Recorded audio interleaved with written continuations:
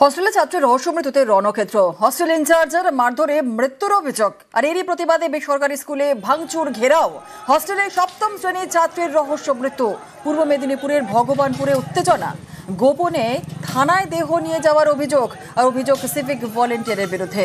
এরই প্রতিবাদে সিভিক ভলেন্টিয়ারের ঘরে ভাঙচুর।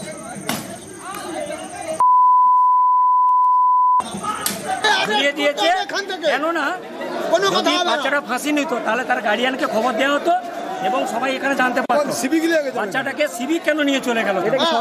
সরকারি স্কুল না, একজন চালায়। মেরেছে কারা মনে করে?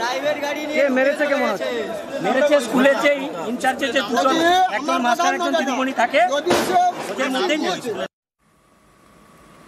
মহিষাদলে তৈরি হচ্ছে নতুন বিশ্ববিদ্যালয়।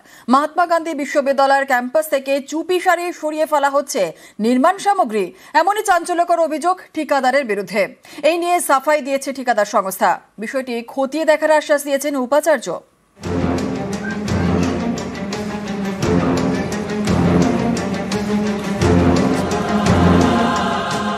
মহাত্মা গান্ধী বিশ্ববিদ্যালয় সরকারি এই বিশ্ববিদ্যালয়ের ক্যাম্পাস তৈরি হচ্ছে পূর্ব মেদিনীপুরের মহিষাদলের কাপাস গেড়িয়ায়। সেখান থেকে ইট বালি লোহার রড সরিয়ে ফেলা হচ্ছে বলে অভিযোগ।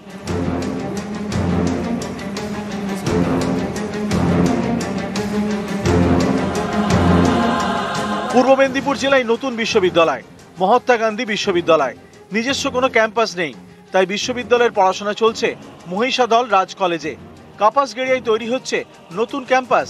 স্থানীয়দের অভিযোগ, যেখানে ক্যাম্পাস তৈরির কাজ চলছে বেশ কয়েকদিন ধরে সেখান থেকে গায়েব হয়ে যাচ্ছে নির্মাণ সামগ্রী।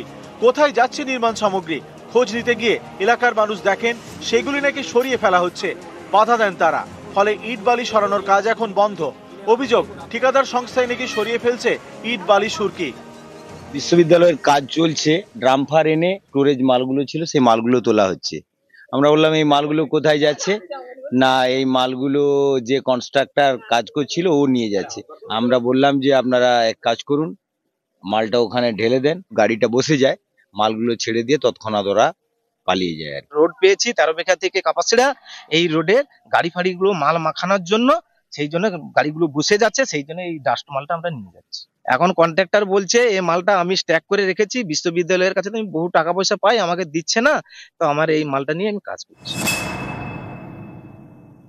রেজিস্ট্রার পুলিশ প্রশাসনকে জানাবেন ব্যাপারটা ইনভেস্টিগেট করার জন্য।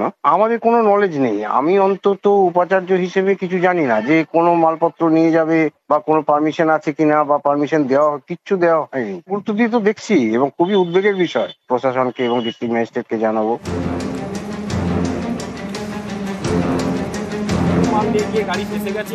মহিষাদল থেকে ক্যামেরায় সন্দীপ গুড়িয়ার সঙ্গে সুজিত ভৌমিক, নিউজ 18 বাংলা।